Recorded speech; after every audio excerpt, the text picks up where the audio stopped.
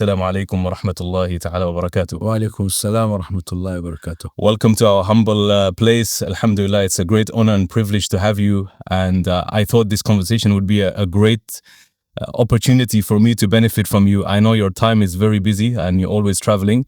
Shaykhna, to begin, inshallah, I would like for us to learn about your upbringing, your childhood in terms of the tarbiyah, the Quranic tarbawi aspect, and also Islamic tarbiyah, inshallah. Bismillah ar-Rahman ar-Rahim. Nahmadu wa nusalli wa nusallimu ala rasulih al-Kareem amma ba'd.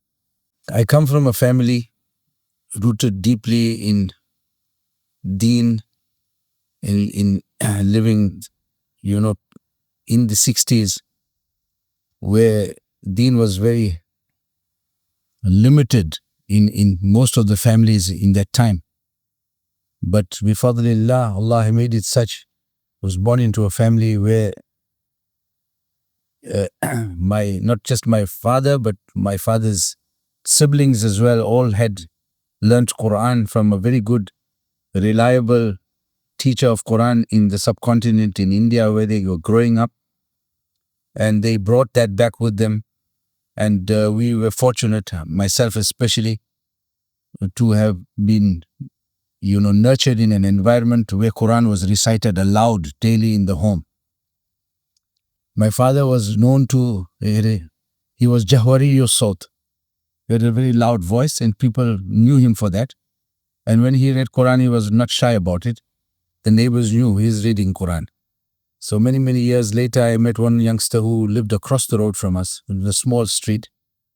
So he didn't know, so he was asking me, the old man who used to recite Quran, is your grandfather? I said, no, that was my father.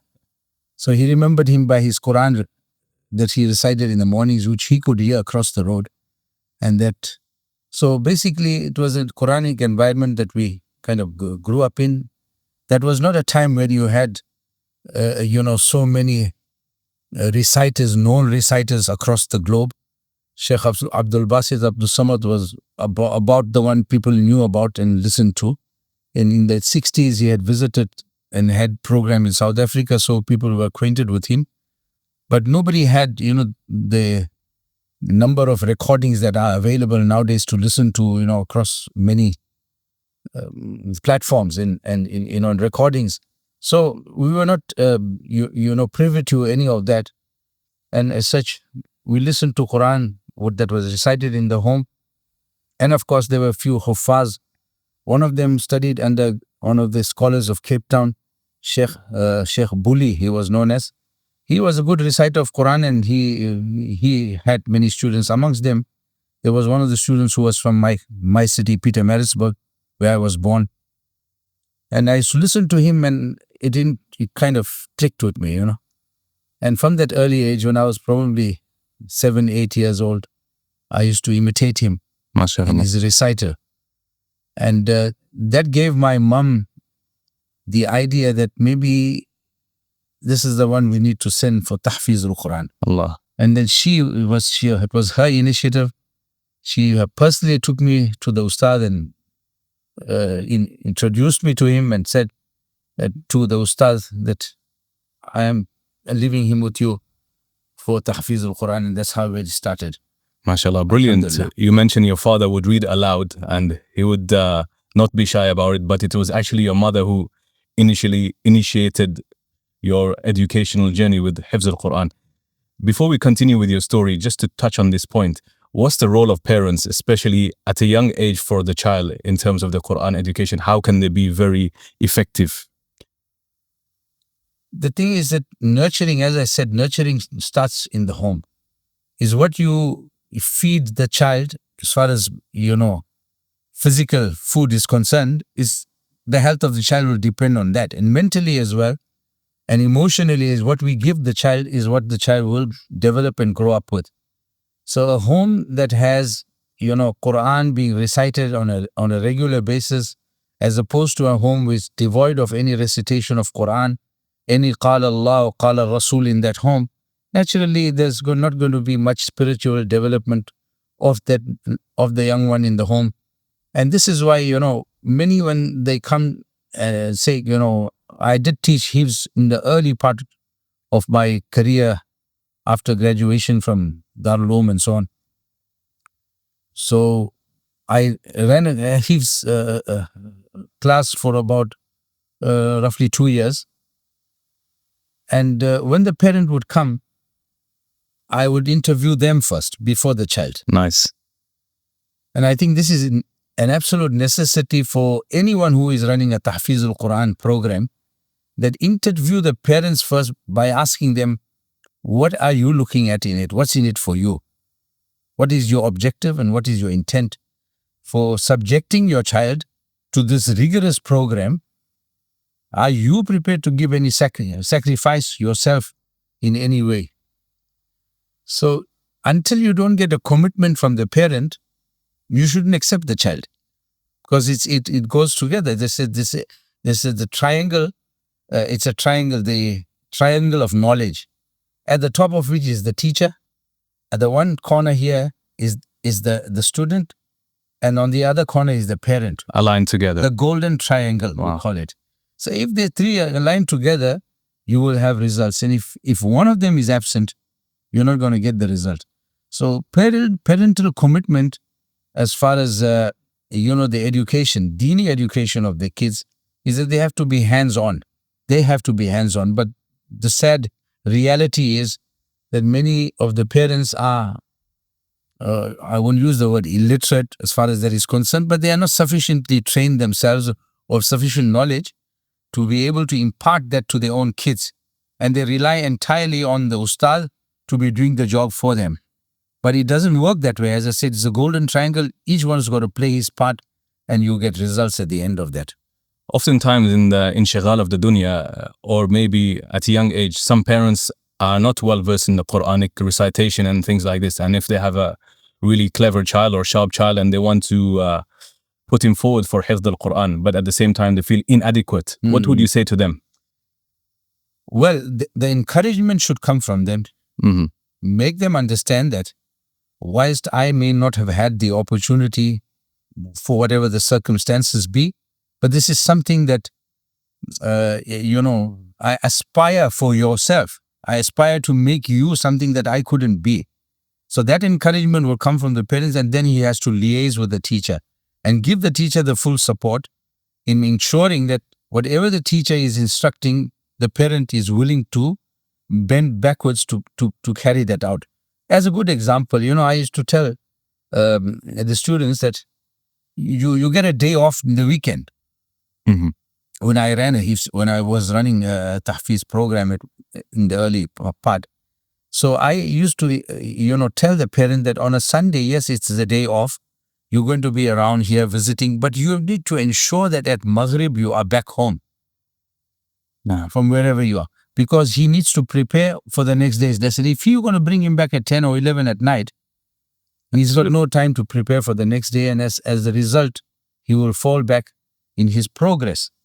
So it is important that the parent plays that role. And when it came to, the annual vacations with the Tahfiz al-Quran, you cannot have a 6-week vacation because you lose everything in that short 6 weeks.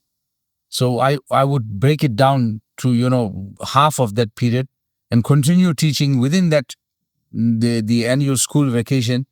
And it was preconditional for acceptance in the Hifz that you will follow my timetable and not yours. MashaAllah. So if you are willing to follow that timetable, you dedicated enough, then we have space for you. Yeah, I think that's a brilliant point. Especially in the West, we have like 6 weeks holidays, and I oftentimes see parents totally switching off. They will be like, inshallah, my son will continue all of it after 6 weeks. And then the hadith comes to mind that the Quran is ashaddu tafallutun min al-ibli fi uqaliha. And inshallah ta'ala, I guess this will serve as a great inspiration and advice to parents out there. I want to move on to your career as a teacher. I know that you memorized at a young age and you went through Dars Nizami, I believe. Yeah. But your experience as a teacher, your biography is well documented, alhamdulillah. But when did you begin teaching at the prestigious Darul Ulooms in South Africa? I graduated from the Dars Nizami in 1985, and to complete the remainder of the Qirāʾāt program, of the Ashr al-Sughra and Ashr al-Kubra. I remained for another year. I was already done much of the Ashr al-Sughra, was almost basically done. And it was in South Africa? No, this was back in India. Okay.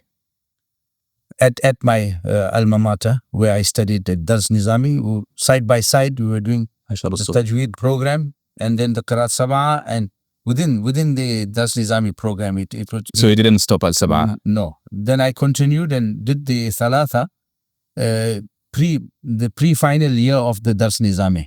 I'd completed that. So the Kubra I started immediately after Darul Hadith. Okay. And I stayed on for another year and completed that as well. So that was the study part of it. So basically, I had two teachers who I owe whatever I owe to. Awliya ni'mati was Sheikh Muhammad Abbas. I did the riwayat Hifz with him and read the entire Quran to him, which wasn't the norm. Mostly it would be read in within the classroom environment. So whoever reads and you make sima, you don't get to read the whole thing by yourself. Okay. So I made a point of asking him, and then in his own spare time, I used to go to him and recite to him. So I've completed the Riwayat Hafs recital as well as the books associated with Al-Jazariyah. And of course, you may have come across the book Khulasatul Bayan. It's from one of the greats in our Asanid, in our chain of transmission, is Qari Ayoob Ahmad Allahabadi. Naam. So this is a very, precious book, I think. I studied it side by side with the Al-Jazariyah. Nah. And we could relate, what he's saying is basically almost like the shara of what you look in the Al-Muqaddimah. So having done all of that with Qari Muhammad Abbas, then I went on to Qari Anis Ahmad Khan, who was Qari Muhammad Abbas was up to Riwayat Hafs, he was a Qari. And Qari Anis Ahmad was basically, the Qirāʿāt right to the end. I was with him. But interestingly, when I requested, jointly they taught Qari Muhammad Abbas on one end and Qari Anis Ahmad Khan on the other end in the same institute. Both were teaching, and they taught the basic Hafs because the classes were large. So half of the class went there and half of the class would on the other side. So because I had done my Riwayat Hafs on this side, I requested that, on the following year, I would like to commence with him with the Shāṭibiyya and go on from there. So his response, and I was not aware of this, his response was, if you have not done the Riwayat Hafs with me, I don't teach you. Yeah. You have to do it again. So according to his standard. Yes, I was stumped. I'm here. If I known, I would have made a point of getting myself transferred to his class so I can proceed from here on. Because that was something, connection with Quran was there, as I told you, from when I was little. And it went on. There were certain reciters I used to listen to live, but in Tarawih, I make sure there's so many masajid in my town. But my dad also was such that he would love to find the best reciter in the whole area. Yeah. And then he will choose that masjid and go and do his Tarawih there. MashaAllah. And because of that, that what sort of built up in me. So when he told me this, I was like, I sat there, like totally lost. I've spent here more than 3 years. To put it in the context, it was 3 years where you did your first Khatma. 3 years. 3 years. And you were thinking that it may take another 3 years before... do I go back now or what do I do? So I was like, just had no response to that. And I sat there thinking, Ya Allah, you inspire me with something, And finally, at the end of it, I was just personally with him in his room. He's sitting there and I'm sitting on the floor. And then it just came to me suddenly, And I said to him, I am prepared to repeat everything with Allah. That's all I said. How I was going to do that, I had no idea. And at the end of it, then when I was about to leave, he said to me, in Urdu, he said, Chalo dekh lenge. I will see. Yeah. When he said that, I felt that there's hope now. And I went back. When I got back in the new year after Ramadan, when the new year commenced, and as soon as he arrived, I was among the first ones to go and see him. Inshallah. And I put my case to him, and he said, you can come to my class tomorrow. And that was it. Allah opened the doors, but I did repeat all of that again, but not at that stage. Yes. Later on. No. I had done the Fawaid Makkiyah, and the Khulasatul Bayan and Muqaddimatul Jazriyah. All these books I restudied with him again. Wow. On graduation. It reminds me, some asatiza, they have, when you go to them to read for a khatma, even if you're mutqin, they do khatmatul ta'rif, and then you have your official khatma, which you will recite. What's the importance of that? It all depends. I mean, everyone's got their own systems. Yeah. When it comes to me, I have maintained that. If you haven't done the riwayat hafs with me, I don't teach you qiraat. That's regardless of your level of itqan. I don't accept that. You're prepared to spend at least a few months. If I came with 10 ijazat in hafs, still I will have to. Yes. Okay. Subhanallah. Brilliant. I have to have my, here inside Sharh al-Sadr. Naam. That what I have here before me is something that I can work with. Of course. That's one aspect. But the very important aspect is part of that. When you are in somebody's presence and studying the riwayat hafs or whatever it may be, before you take him on into the qira'at, you have to understand the individual. My ustad was of the opinion that until you don't have a munasabah with the person, it's very difficult to teach him. Nah. If he is not known to you, he's a stranger to you, and you are trying to impart to him something that is so valuable to you, you not just give it to anyone. Absolutely. You need to know the person, in the individual. You understand him and where he's coming from, what are his values, and of course his level of adab. That is very important, that is lost these days. The level of adab that the person has for not just the teacher, but the adab for what he is planning to receive from that teacher. Naam. Does he value it to that extent that you want to give it to him? If you're going to take a diamond and give it to a kid, he's got no value for it. He's going to just chuck it around. So the only way you're going to know that is to have spent time with this person. And the Riwayat Hafs program is something that gives you a clear indication, and at the end of which you can say he is qiraat material, or he's not. So I think it's important. That is why I have made that same condition that my ustad followed very rigorously, that until someone has not done the Riwayat Hafs with him, he will not take him further into the qiraat. What are the prerequisites for entering the Hifz program with you, for example, generally throughout your years? What do you look for in a talib? What are the kind of accomplishments in terms of books and in terms of adab and character traits? You see, in our Dars Nizami program, we have included one subject as Tajwid. So all the students who come, bila istisna, we take them and teach them. We need to prepare them as imams and teachers of basic Quran, even at maktab level. So those who are Huffāẓ, maybe, they've already have achieved a level, but then you get many of them coming into Dars Nizami program who are not Huffāẓ.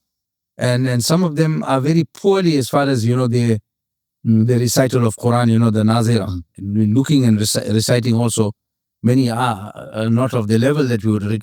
So we work with them as well. But naturally, you work with them at another level, and of course, those that are Huffāẓ and have already achieved a level, we work them on at another level. But they're sitting in the same class, so it makes it very difficult to do that balance. Absolutely. So acceptance into the program within the Dars Nizami structure is not dependent on the merit of the student anymore. He's there. Yes. You got to take him and work with him. Mm-hmm. If somebody is coming from the outside and is coming only for that program, then it's a different matter, which we do not have, because it follows the whole structure of the curriculum of the Dars Nizami, that one of the periods daily is for the Tajweed. So as a result, there is the minimum requirement for somebody, I would think, should be that he has fluency, maybe not the siha, but he has the fluency of reciting Quran. Even though he may not be a hafiz, there has to be a level of fluency and recognition of letters, which is sometimes even in adults, you don't find that. Sometimes, they don't, be able to differentiate between a sad and a sin and pa and a ta and things like that. So that minimal amount of recognition of letters and fluency is something that we require to be able to take him a step further. If you do not have that, then I normally refer them. I say you need to go to a maktab program and go and improve your recital, and then come back. We can look at it after that. Moving on to adab, akhlaq, tarbiyah. What would you consider the most important characteristics for a person embarking on a program after they've done hifz, for example, doing the ijazah? What should they instill in themselves? Well, تخلقوا بأخلاق القرآن. That is something that is well known. And Imam al-Shatibi rahimahullah, when he speaks, أولئك أهل الله والصفة الملا أولو البر والإحسان والصبر والتقى حلاهم بها جاء القرآن مفصلا. He spelled it out there. Yeah. It's sufficient for anyone to just follow that one line of the Shatibiyya to know what if you call yourself or you want to be called and known as Ahlul Quran, then you have to have these qualities that will make you eligible to be from amongst the Ahlul Quran, Ahlullahi wa Khassatu, according to in the hadith. And that's what Imam Shatibi is referring to in that particular line. So, ulul ihsan, was sabr, wa tuqa.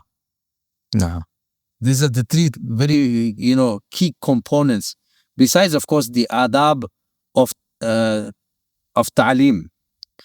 Added to that, sabr, you're going to require, because you're sitting in the presence of a teacher requires a certain amount of sabr. That's besides all the rest of the sabr al-ta'a, wa sabr anil ma'asiyah, all of that. Besides that, there is a sabr, level of sabr that is required to anchor yourself there and receive from the teacher, and then also being able to absorb some of his harshness at certain times, to be able to handle that and not be reactive. And that is something my ustad, he was very particular about. He would test part of his nature and his character was that he would test to see what level of commitment the young man has. And on an occasion, it may be a trivial, error on his part, but he will give him a good tongue lashing. Yeah. And then he would see how he responds to that. If he sees that it's affected him to the extent that he's getting a bit distant because of that, that is not a good sign. Nah. But he remains humble after receiving that tongue lashing was something that he looked for. And if he saw that in somebody, he will give him his heart. What is the role of ikhlas and piety and taqwa in the student's progress and journey? How significant is it? Well, this is Quran we're talking about. And there is no, heart put into, and I say this very repeatedly to my students, is when you recite the Quran, it cannot be in the heart with negligence. No. There has to be, you have to recite the Quran fully, the awareness that this is Kalamullah, number one.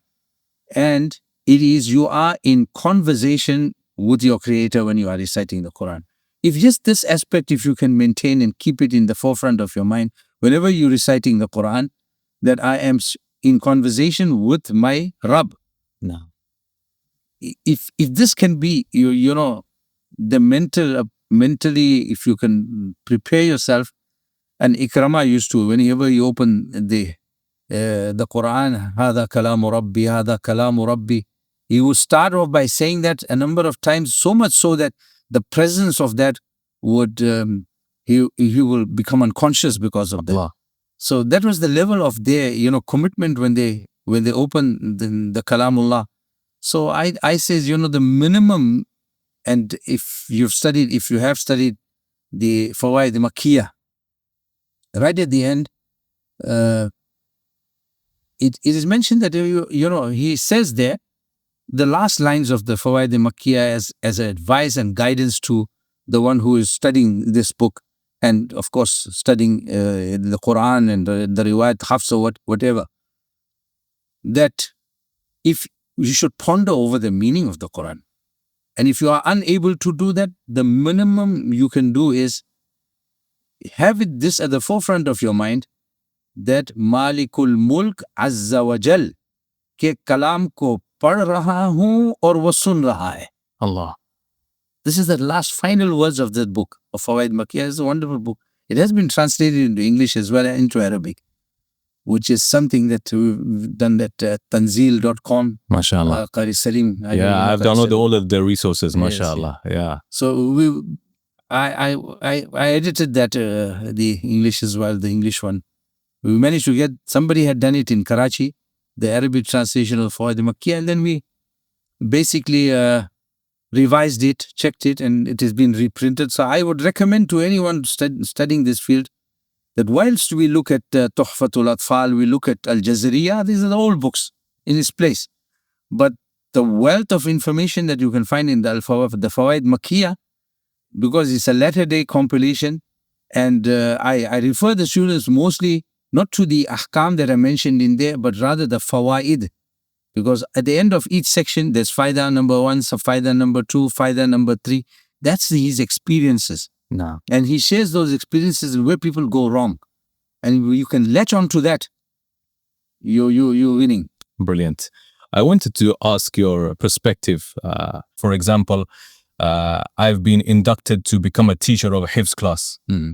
What are the kind of things I should be aware of, consider in terms of interacting with the students, techniques, mindset? So if somebody has come through a Hifz program, he's already first-hand witness to how his teacher taught it to him. Naam. So he's already got that experience. He can take that as the basis, Foundation. and then build on that. You know, as you move forward, you must know the type of student that is coming to you is also changing. Time. So the capacity of the students, you may have been a student some years before, there was a different era. Now you have students coming to you who come from a different background and different environment. So we have to learn to adapt. Take what we have as the basis, what you lived through and you seen your ustad doing, and just build on that. And the thing is, you know, punishment is something that, you know, is been rampant in our Hifz programs. Corporal punishment, you know, the cane. I think you need to move away from that. Qari Fatah Muhammad Panipati rahimahullah, who has written one of the, you know, top commentaries of the Ash-Shatibiyah in the name Inayat Rahmani. He was blind as well, like Imam Shatibi rahimahullah. But he was an accomplished teacher of Quran, despite the fact that he was blind. It was his system. When somebody came for tahfiz, in 3 days he'll sum the youngster up to say whether this guy is material and whether he'll make it or not. He gives him a passage for the day. Then when you are ready, when you memorize this, you come to me. Short passage. He'll try it the first day, he'll try it the second day, the third day, and he will be able to tell at the end of it, you know, whether this youngster is going to make it through this program. And if he felt that is not going to be able to accomplish this, he'll call the parent in and then tell him that as much as you have this good intent, but we do not want to torture this child. Mm-hmm. Absolutely. We don't want to torture him. And this is something, you know, that we if you are in a tahfiz, as a teacher in tahfiz, you need to actually sum that up in the early part of the student being with you, and realize that as much as, you know, the parent may have aspirations for the child, as much as you as a teacher would want to teach that child, whatever the reasons be, but we have to learn to be able to decide at a point that this youngster is going to make it or not, or we're just going to basically be torturing him. Yeah. And that's what happens. And sometimes at the end of that, this is being witnessed and repeatedly coming to the fore, that because he was forced into this thing and continued down a road which he had no inclination to be traversing, at the end of it, he loses, his appreciation and his love for Quran altogether. So much so that he will, when he is finally done with his tahfiz, he will wrap it up, put it away, Rebel. and forget it. So, do we want to, the resources and the energy that is being put into pushing somebody through the tahfiz program, at the end of which he's going to take the Quran and put it on the shelf up far away and not ever get back to it. Is that something that we want to do or not? Generally, at what point can we determine that they're... As I said, 3 days was sufficient for some. They may have ilm al-firasa, for example. So it may take a few weeks or a month or two. But I think within the first few months, you can be able to say whether it can happen or can't. It doesn't mean that they might be at a stage of life that, the teacher has told them, okay, this is not the right time for you, but later on they might be able to do it, right? That of course, sometimes they come in, they're too young. Yeah. And, they're too playful. Yeah. So you don't get much out of them. So maybe shelve it for a little bit later. You can use that approach, especially where the parent is very insistent, Yeah. Sometimes they get heartbroken about So tell him, listen, he's not ready for it right now. We've given him a try, but can we wait for a year or two? And then you can relook. If he comes back to you, fine. And maybe he decides to take him somewhere else, well, then it's out of your hands. Talking about discipline, you mentioned that it's time to move away from the torture, like physical, not so much so happens here, but mental pressure. How does a teacher, for example, apply firm corrective feedback without breaking the student's morale? Yeah, so physical, it's not happening because the law is not allowing it. So give him a chance, maybe some will revert to that. But in any case, that, having been said, that never was the remedy for, any haphazard or, laziness or anything of that nature. We need to use methods that, improve a student's output, but without, torturing him in any way, whether it's physically or mentally. And that's very important also, because mentally sometimes, we have the insensitivity of uttering something that, the child at the end of that comes to a conclusion that my teacher thinks that I'm useless. Yeah. That should never happen. If that's what the child would end up feeling, that if my teacher is saying this and I'm useless, then what's the point in all of this? Absolutely. So I think that the important thing is that each teacher should take it upon himself that when it comes to teaching, he should treat each one of those kids as his own. No. Until we don't have that kind of attitude and don't treat them accordingly, you're not going to pour your heart into it. As you would pour your heart out for your own child in making him comfortable, making him happy or whatever the case be. We need that kind of commitment that each one of these kids are an amana and a trust with me, and I ought to and I should be and have to be treating them with the same kind of treatment that I would treat my own child. So until we don't have that, and of course when it comes to enforcing discipline and stuff like that, of course there are many ways of doing it. Incentive, you have to create incentive that, they do it at, at preschool level. Yeah. They're giving them stars for, accomplishment of this and that. So, out of pocket also sometimes, you can do something that, the child feels appreciated. We have to make them feel appreciated that, I'm happy that you're in my class. I'm happy that I'm teaching you. So we two together, we've got to make this happen. MashaAllah. Bring him to that point. So that takes a certain commitment from the teacher. On this note, how should now a student handle corrections or disagreements or feedback from the teacher? Oftentimes, at a young age, your maturity level is not there and you're sensitive to certain things, particularly when you're in a competitive environment. There's about 10 people in the class with different levels of learning. Yep. as I said, you cannot be insensitive to any one individual. If you have show sensitivity to any one of them and make them feel worthless, you're not going to win with that. So we have to enforce certain things, and it will be done in a humane way, basically. Treat them well, but at the same time, we do not let things go by and then try to correct it later. Mm-hmm. From day one, we need to be doing consistently what we ourselves would want our environment and our classroom environment to look like. We need to consistently apply that and across the board. There shouldn't be favoritism.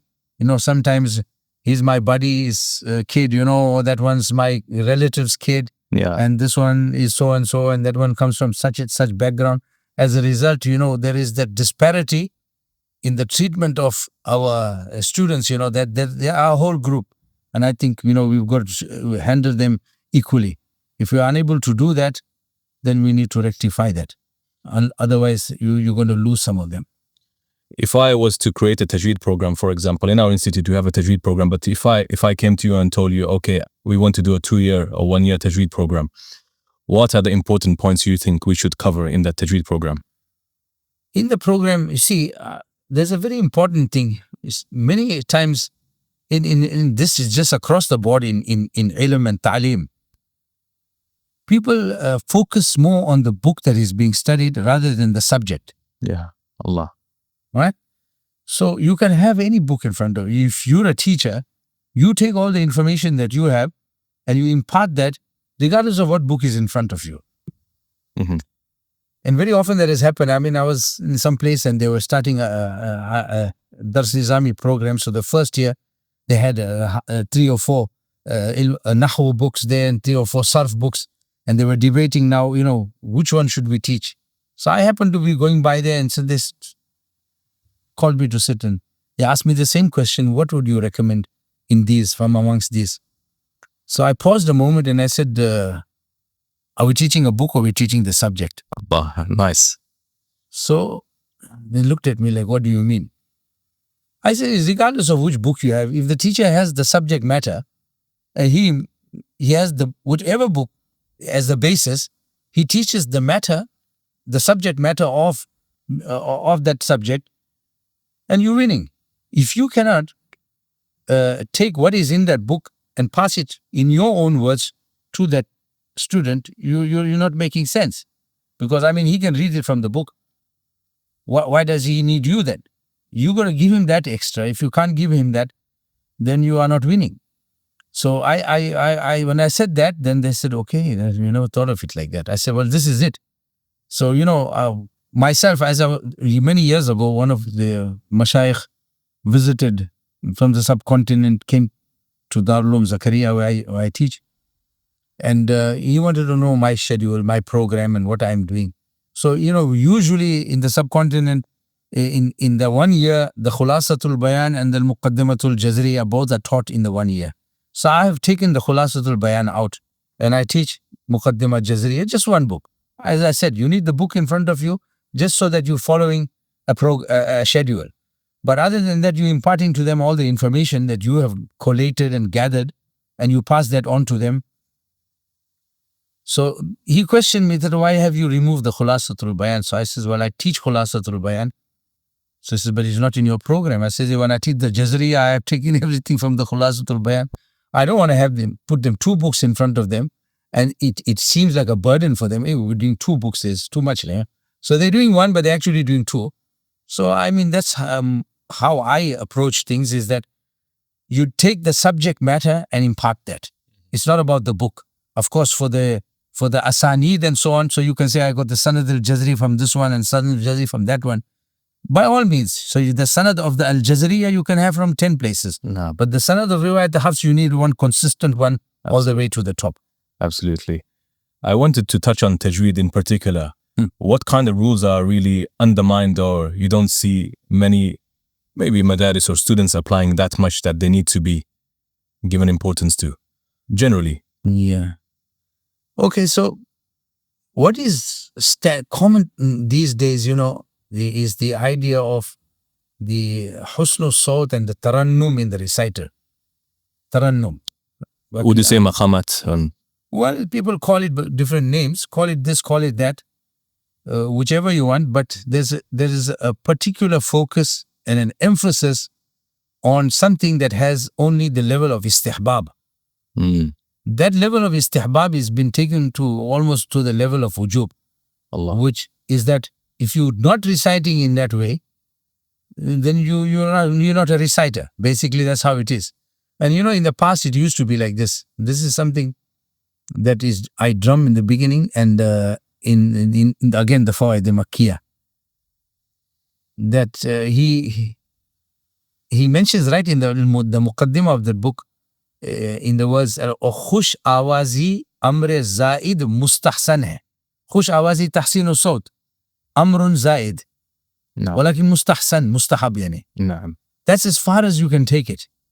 But the level of engrossment in that part of what is the level of istihbab as opposed to what is the level of wujub, which is the tajweed itself, it's something that we need to address. Because somebody is reciting the Quran, he's learning all the tones and tunes and the maqamat and so on at the expense of his tajweed. This is happening quite commonly. So we need to address that the first thing you need to do is get your tajweed level right. Then you build on that. It's like now, you don't have a face and you're applying makeup. Subhanallah. I mean, how is that making any sense? You got a face to apply the makeup. You don't have the face. You're applying makeup where? Yeah. That's what it is. So you may know all the maqamat, but your tajweed is absent. So what's the sense of it? Yes. You have not been ordained for the maqamat to that level as you have been ordained for the tajweed. وَرَتِّلِ الْقُرْآنَ تَرْتِيلًا and so on, all of these things is something that needs to be addressed first. Once you have that in place, then you apply your makeup on it. Makes sense. But the tendency these days is everybody is focused on the one side and to the detriment of tajweed. And tajweed again, when it comes to at-tartil, huwa tajweed al-huruf wa ma'rifat al-wuquf. So we get the tajweed al-huruf, but the ma'rifat al-wuquf is absent. No. So that is another shortcoming in many reciters, that they will recite beautifully. The makharij and sifat and everything is beautiful. Or when they make that stop, or when they make the i'ada from a point, that tells you this guy needs to be schooled still. What is the importance of waqf wal-ibtida? Absolutely. And the implications in the recitation. Can a salah become invalid perhaps? Or It could. To some, it depends. I mean, people make ta'wil afterwards and then, says, okay, it could mean this, could mean that. But ultimately, in our own speech, if we are going to use the incorrect pauses and stops, it can change the entire meaning of your speech. The good example I give in Urdu language, said I use the example. I said, a student was gone to the principal's office and then he returns because the ustad is not there, and he comes and relates the principal's instruction, and he, instead of saying that the principal has said, "Padho, mat khelo." So he comes here and he said, principal said, "Padho mat khelo." yeah, It changes the whole meaning. absolutely. It's the opposite of that. So it depends where you stop. I mean, it's a good example to demonstrate that your wuquf are as important in conveying the true meaning of the Quran, because ma'ani al-Quran is tied in with waqf. If you have the correct waqf, then you're going to be able to interpret that ayat correctly. But if you are cutting it in the middle and then you're trying to interpret that section of it without the following word, it's going to change the entire meaning of it. And sometimes you can go to the extent of, being a batil meaning, and it could negatively impact on your salah as well. So it is absolutely important. If you have tajweedul huruf, but you do not have ma'rifatul wuquf, then warattil, you have not practiced upon it fully. Is incomplete, yeah. So it's incomplete. We have an example in English, like you said in Urdu. Yeah. For example, how are you, Ilyas? If I say how, I stop and say, are you, Ilyas? There we go. Yeah, so we kind of use this example, alhamdulillah. I want to move to a very important topic, especially hifdh al-Quran. Mhm. Strategies, tips. What should a daily routine look like for a hafidh of the Quran? When should they learn the new portion? Spaced repetition, revision, muraja, all of these things. What's your advice? Yeah, this is a whole topic on its own. I'm sure you can write a book on it, but with khulasa and summary. You see, again, the Hifz program, people approach it differently in different areas. If you go to some of the Arab countries, they have a complete, and within them also, from country to country, it differs. And in the subcontinent, I mean, where we have more experience, it differs from one to the other. But overall, there are three things. One is short-term memory, medium-term memory, and long-term memory. These are the three memory areas. Short-term is the daily, the sabaq as we call it. And of course, the medium-term is the sabaq para as they refer to it. And of course, then is in the muraja, the door as it is referred to. These are the three key components of any tahfiz program. If you have to remove any one of these here, I mean, the first one is memorization in the initial stage. But the retention of that is going to depend on the second stage, and then of course later on to keep it with, to preserve it later on. Of course, the muraja on a daily basis is something that most of the ustaz of tahfiz programs will tell the student that henceforth, now that you have completed and you have done, you need to maintain daily 3 juz. Some even go to the extent of 5 juz, which we have to be a little more realistic about current norms and everything else, and especially with kids at being at school and in the advanced stage of their high school program. We have to realistically see what kind of time, but you cannot have it that there's no muraja whatsoever, because then you lose it. So timings of day is very important also.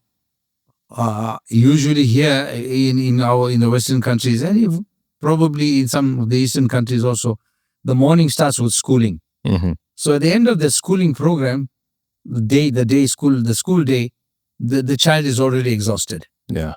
Mentally especially, and then he comes to you. Are you working with somebody who is mentally already drained? So I would suggest, and something that I tried myself when I was teaching tahfiz right in the beginning, that I had 1.5 hours in the morning before school. Nice. So the preparation will be done in the evenings, and that is the parents' responsibility. I started off by saying the parents has to take responsibility to ensure, because they're not living with you, they're living at home. So the parent is to see that he sits and learns his work for the next morning. And then they come and they deliver their day's sabaq. And of course, as far as possible, the juz related to that sabaq of this. So that happens before they are going to school. As a result, they're still fresh and you can work with them in the morning. When they come in the afternoon, do the muraja, the door, we can work with that afterwards. I mean, that is already there. They just got to polish it a little and deliver. So that kind of thing. And of course, one key component of tahfiz program is something that, teachers generally do not look at it. There has to be encouragement throughout all of these years that the child is going to be with us. The encouragement has to be there. Speak about akhlaq, speak about akhlaq al-Quran, speak about what a good Muslim is, what he looks like, their dressing, keep an eye on it. All of these things, I mean, it's sad. A person goes through the whole Hifz program and down the line, he passes you in the street and you would not recognize him as a Muslim, let alone as a Hafiz of the Quran. Allah. This is happening. And this is a very sad day for us, to find somebody who has memorized the entire Kalam of Allah and he passes you and you cannot identify with him as he's a Muslim. His dressing is, so poor. His appearance is, nowhere, from the Quran at all.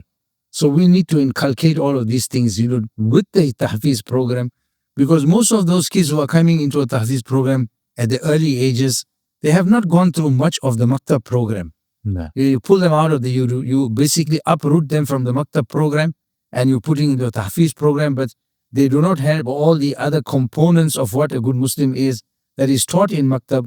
So maybe there should be some part of the day, 10 minutes or so, as a tahfiz teacher, to enforce these kind of principles and character traits that should be found in any Muslim, let alone a hafiz of the Quran, more importantly. The idea or the concept of mutashabihat. Yeah. What's your general advice? How do we tackle mutashabihat for Quran? Mutashabih, mentally you have to actually work, something in your system to identify these things. And there are books written on it. There's one book that is written many years ago, I know of.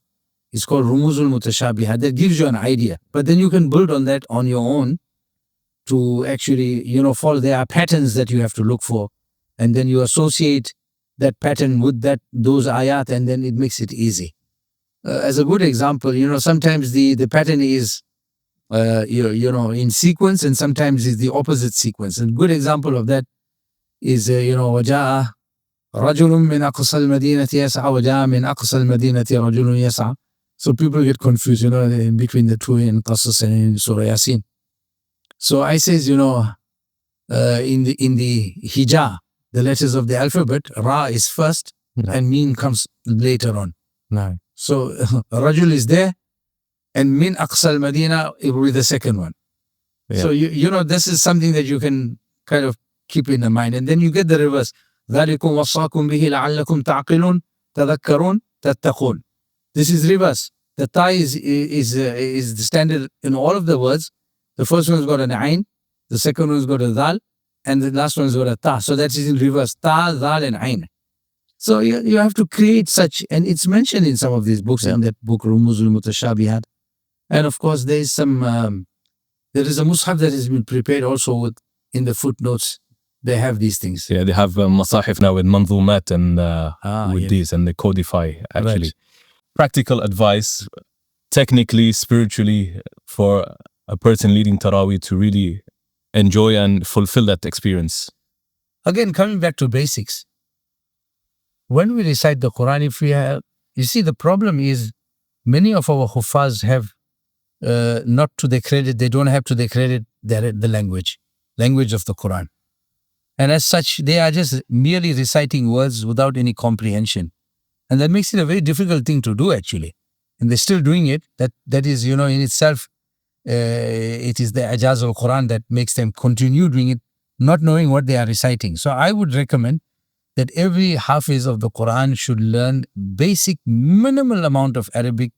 There is only a couple of hundred words that they basically have to learn, and then they can start getting the taste of what they are reciting. So the important thing in all of that, whether we understand or we don't understand, we have to apply our minds. And the sad part is that those who have gone through an Arabic program, even them, because they were accustomed to reciting the Quran and memorizing it and learning it at a young age when they did not understand the language, they continue reading it even after understanding it, they continue in the same like manner. Mm-hmm. Basically without any tadabbur.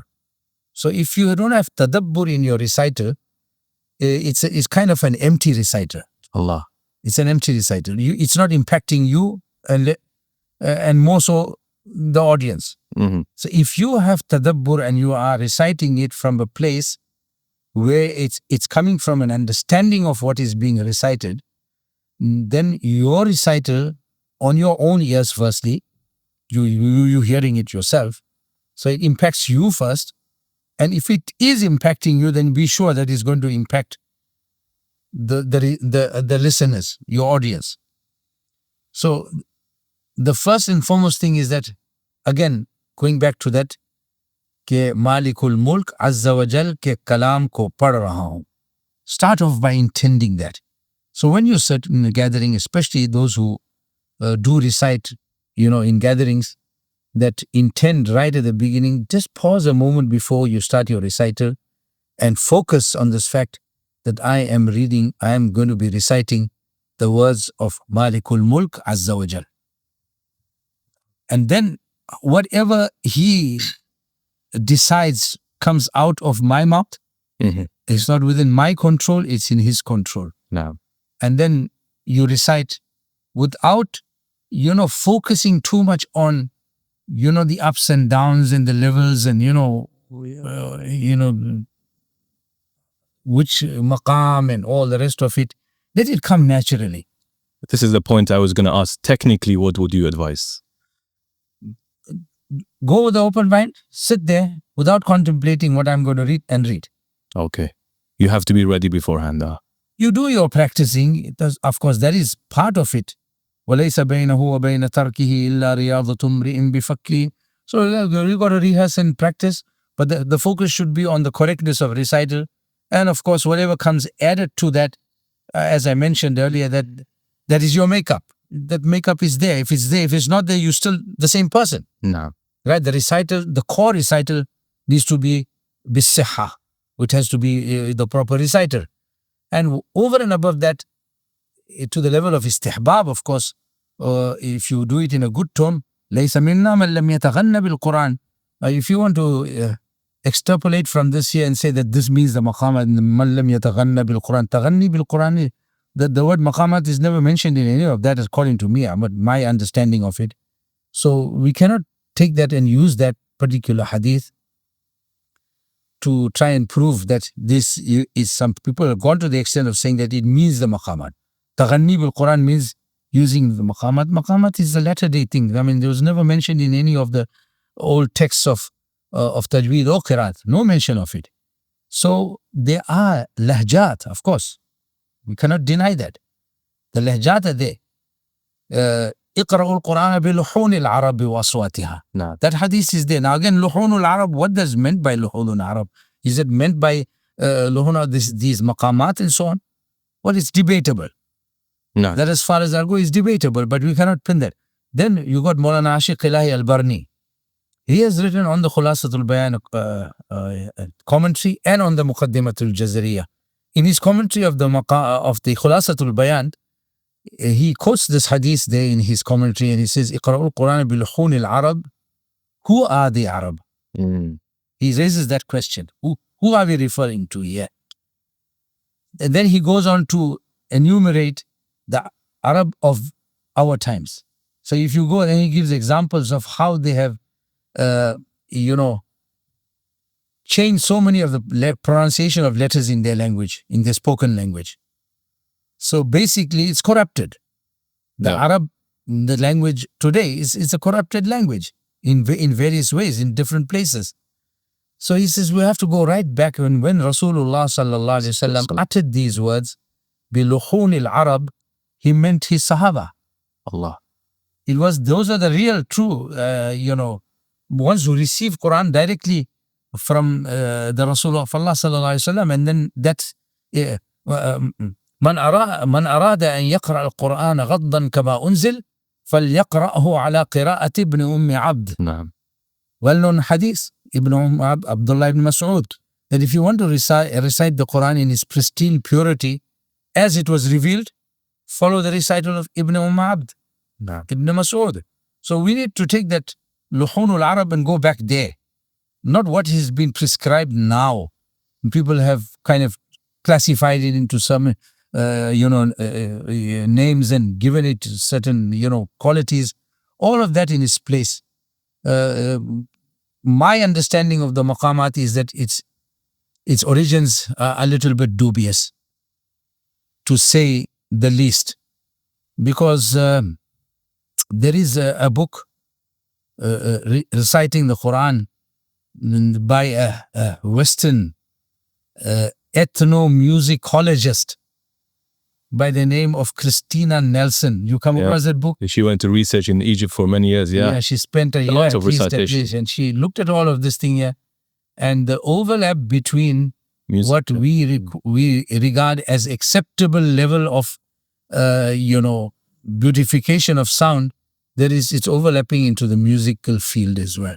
So she couldn't make that difference.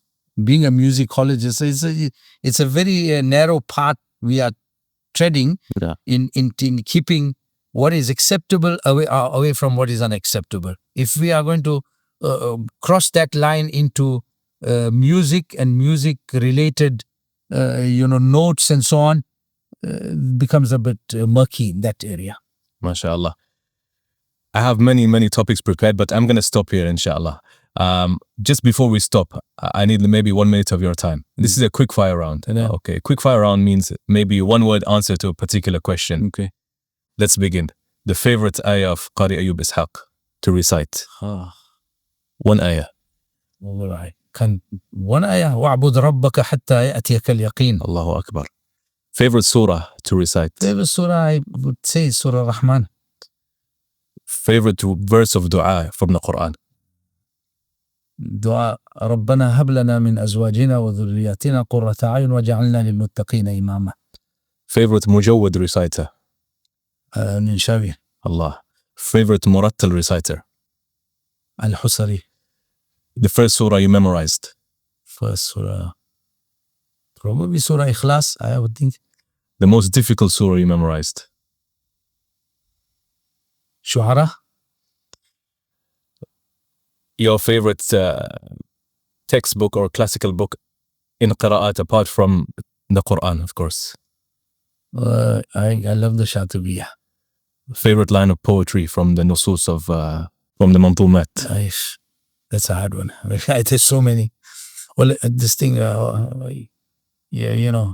تخيرهم نقادهم كل بارع وليس على القرآن متأكلا. Or sometimes the effect is Shātibiyyah. It's something that I keep to the forefront, and I recommend to students as well to keep that at the forefront of mind. Never use the Quran to earn this dunya. Allah. Favorite hadith of the Prophet sallallahu alaihi wasallam. خيركم من تعلم القرآن وعلمه.